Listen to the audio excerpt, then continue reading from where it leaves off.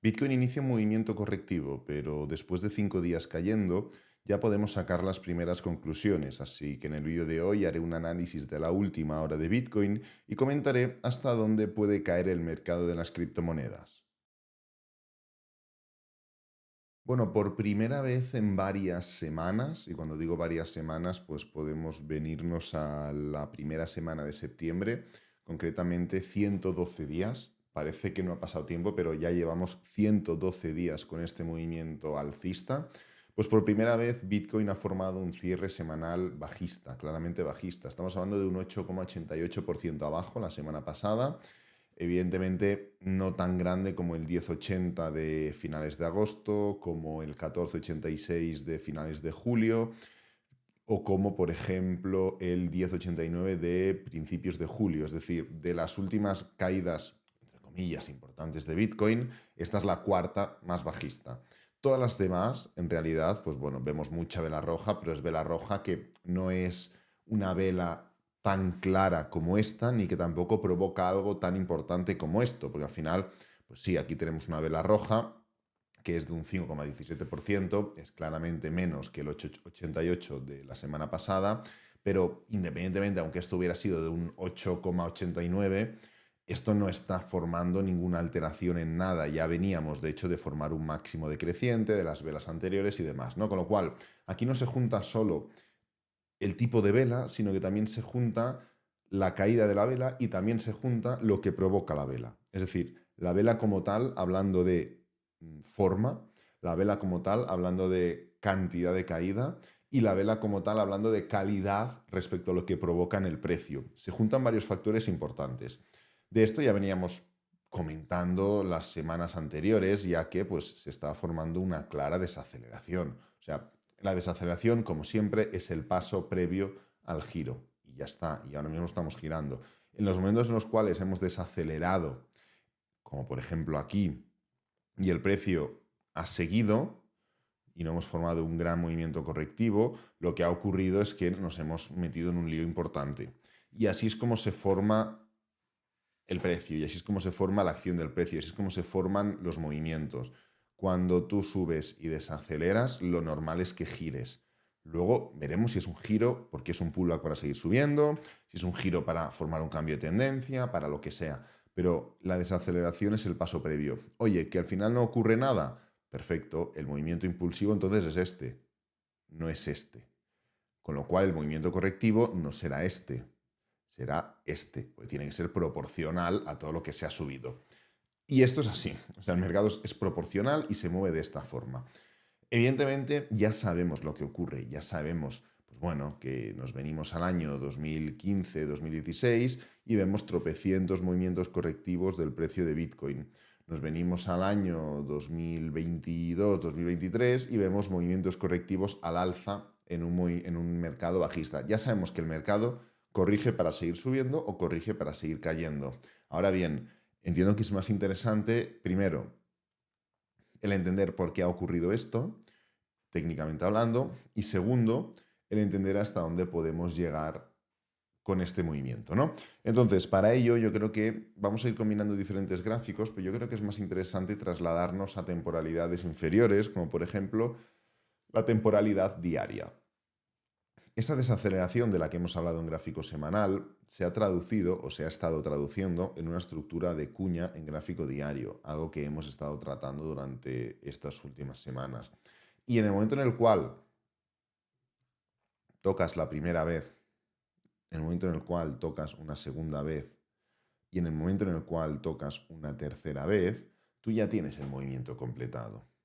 La diferencia entre la cuña y, por ejemplo, un hombro cabeza hombro es que el hombro cabeza hombro, pues oye, lo completas en el momento en el cual haces el hombro derecho.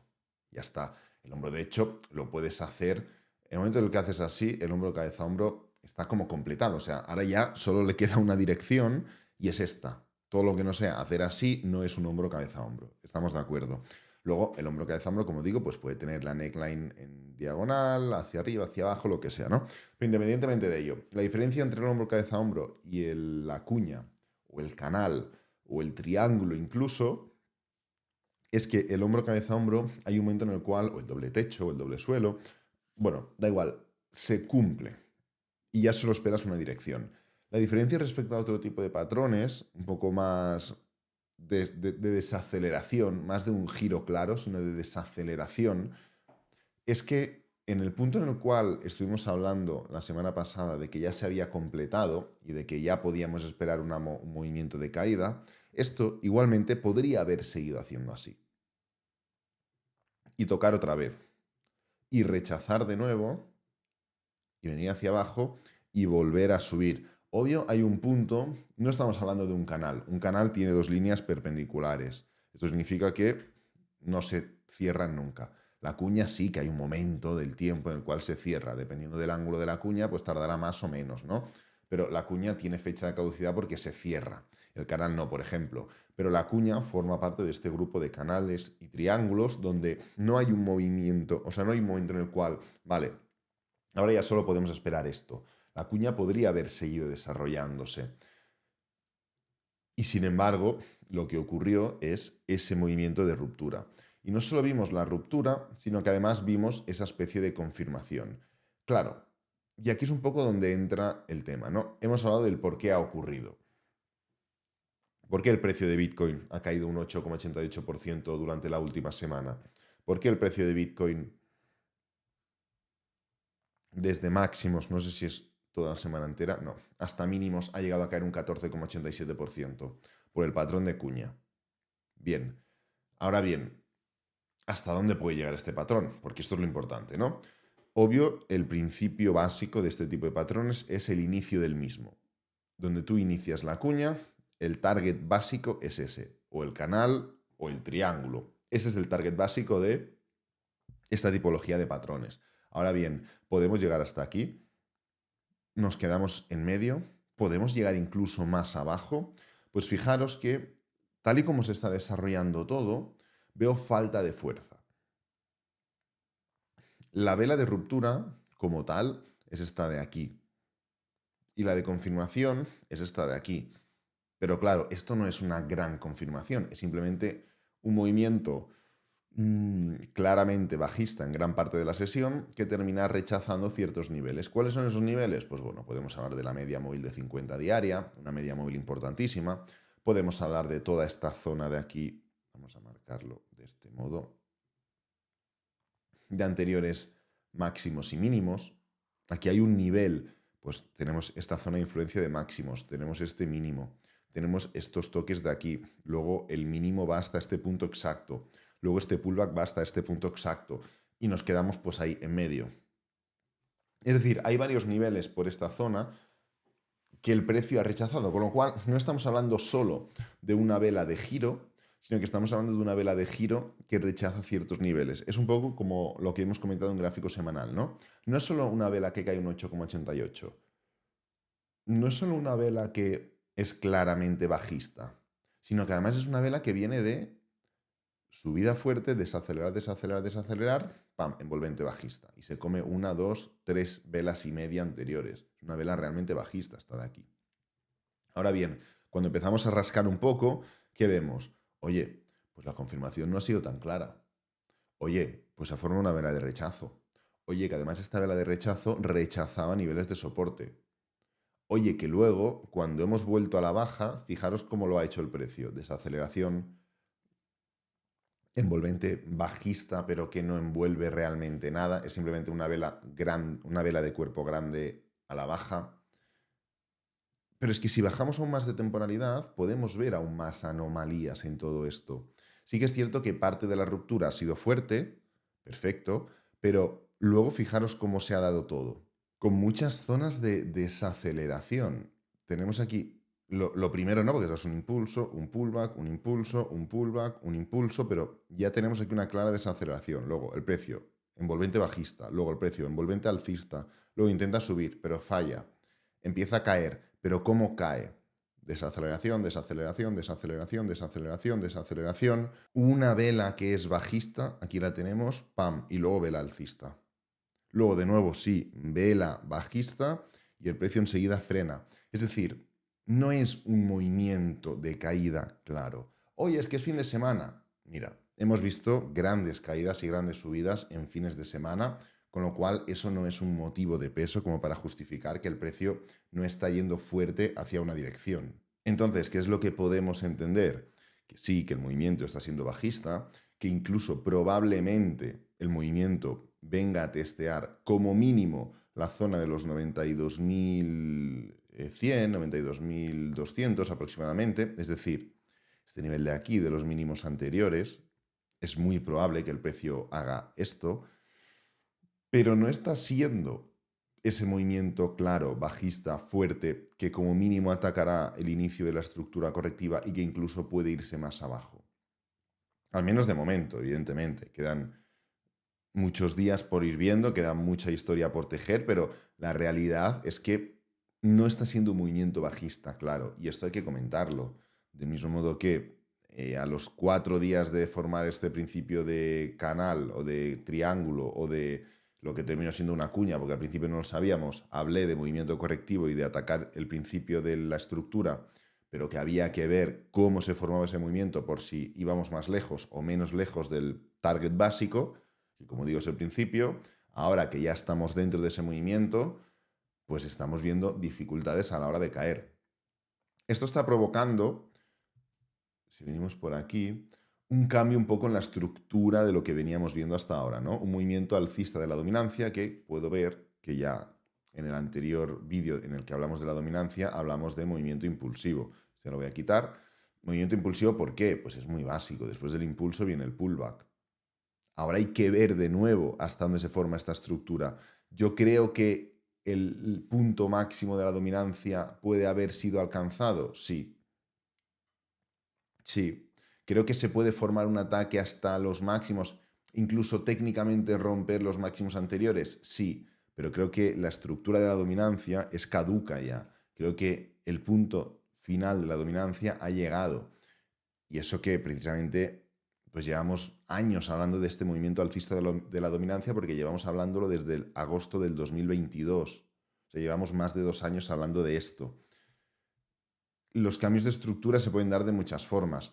Técnicamente, aquí, en el año 2020, también se formó un movimiento donde la dominancia rompió los máximos anteriores. Voy a eliminar todo esto porque este tema de la dominancia es muy importante. Voy a eliminar esto para que quede más limpio todo. Vale, vamos a poner un momento. Total... No, vamos a poner Bitcoin y vamos a poner...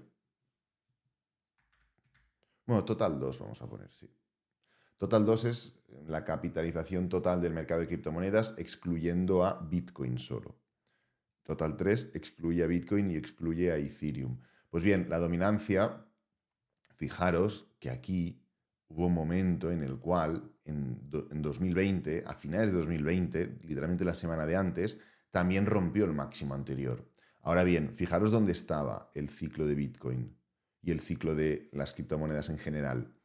Estaba en una fase muy final. De hecho, la línea naranja es Bitcoin, ya llegamos a marzo del 21 enseguida, donde el precio pues inició ese movimiento correctivo, luego el precio siguió subiendo y demás, pero el comportamiento del mercado era más favorable para las altcoins ya.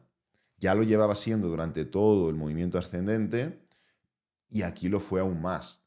De hecho, podemos poner incluso ETH Bitcoin y ahora entenderéis por qué lo comento todo esto. Voy a quitar todo lo demás y vamos a poner Ethereum Bitcoin. Fijaros que el momento en el cual este punto de aquí exacto, sí, es cierto, la dominancia volvió a romper el máximo anterior del nivel de los 72, 73. Pero ¿quién en su sano juicio dejó de invertir en Bitcoin para invertir en Ethereum? O sea, dejó de invertir en Ethereum para invertir en Bitcoin ya en diciembre del año 2020. Quien no había entrado en Bitcoin ya no entró. Quien había entrado en Bitcoin ya no entró más. Lo que se movía en ese entonces y lo que se siguió moviendo hasta final de ciclo fue Cardano, fue Solana, fueron los lanzamientos nuevos, fueron metaversos, fueron juegos. Ya estábamos, Bitcoin estaba muy bien y subía, sí, pero es que todo lo demás subía por 5, por 10, por 20, por 30. ¿A dónde quiero llegar con esto? Quiero llegar a que sí podemos ver una estructura en la cual la dominancia, técnicamente hablando, vuelva a superar los máximos anteriores. Pero ¿realmente será una superación, una ruptura de la misma categoría de, de las anteriores, donde la dominancia rompía y caía, pero rompía y caía, pero rompía y caía? Y Ethereum Bitcoin, por ejemplo, para abajo, y pullback y para abajo, y pullback y para abajo, y pullback y para abajo, y totalmente destrozado el gráfico de Ethereum Bitcoin. Y además veías, y Bitcoin estaba en máximos históricos y Ethereum estaba a la mitad. No es lo mismo romper el máximo anterior en la dominancia dentro de esta tesitura, dentro de este entorno tan alcista y favorable para Bitcoin, que dentro de un entorno en el cual ya se han girado de alguna forma las tuercas. ¿Hemos llegado al mismo punto que este estado de ciclo de aquí? Hombre, no. En este estado de ciclo de aquí estábamos hablando de diciembre del año 2020. Llevábamos subiendo semanas y semanas y semanas y estaba todo el mercado totalmente desatado. No estamos en el mismo punto, pero aquí ya estuvimos comentando, y podéis ir a los vídeos, no hay ningún problema, ya estuvimos comentando el por qué era más importante estar posicionado en Bitcoin que estar posicionado en altcoins. Y efectivamente, el tiempo ha dado la razón. Al final no se trata de detectar algo y esperar que ocurra mañana. Se trata de entender lo que está ocurriendo, el trasfondo de lo que está ocurriendo en el mercado, y es importante que nos demos cuenta ahora de que esto es un pullback para seguir cayendo, pero que el hecho de que se vuelva a romper, ¿qué tipo de afectación real provoca? ¿Cuántas veces hemos venido y hemos hablado de que hasta que no haya un giro claro en la estructura de la dominancia, el mercado seguirá haciendo lo mismo? E Ethereum subirá, pero seguirá cayendo. O Ethereum superará a Bitcoin en un tramo, pero volverá a hacerlo peor. Y Cardano estará subiendo ahora, pero será un pullback para seguir cayendo, etcétera, etcétera. ¿Cuántas veces lo hemos comentado? Decenas y decenas de veces. Y todas y cada una ha ido hacia esa dirección. Pues ahora es importante entender que el trasfondo está cambiando y se está formando un nuevo mercado, un nuevo contexto que se prepara para una fase totalmente distinta. No es lo mismo hacer un pullback desde los 108.000 en máximos históricos que hacerlo desde los 47.000 pues a mitad de camino. No lo es. Pues tenemos que entender eso y tenemos que estar preparados para eso. Y creo que esta estructura en la cual estamos viviendo, pese a que aún tiene más recorrido, por eso he comentado que aún podemos atacar ciertos niveles bajistas, está cambiando de verdad y se está preparando para un nuevo contexto y un nuevo entorno de mercado en el cual, pues, como es normal, como es natural y como es evidente, en el momento en el cual el mercado crece y se expande, salen nuevas altcoins que reducen la dominancia de Bitcoin. Y ya está, y es normal y natural. Y la dominancia de Bitcoin, por el bien del mercado de criptomonedas, tenderá a caer. Porque si la dominancia es lo que tiende a subir, significa que lo que sigue funcionando es Bitcoin explota, las altcoins vuelven a nacer, las altcoins resurgen de sus cenizas y luego, cuando hay mercado bajista, 80% de altcoins fuera. Y así sucesivamente. Y volveríamos a lo mismo del 2014, 15, 16 y así. Así que nada, voy a dejar este vídeo por aquí, espero que te haya gustado, que te haya servido, que es lo importante. Si es así, dale me gusta, suscríbete, compártelo con amigos, con la familia y nos vemos en el próximo vídeo. Adiós.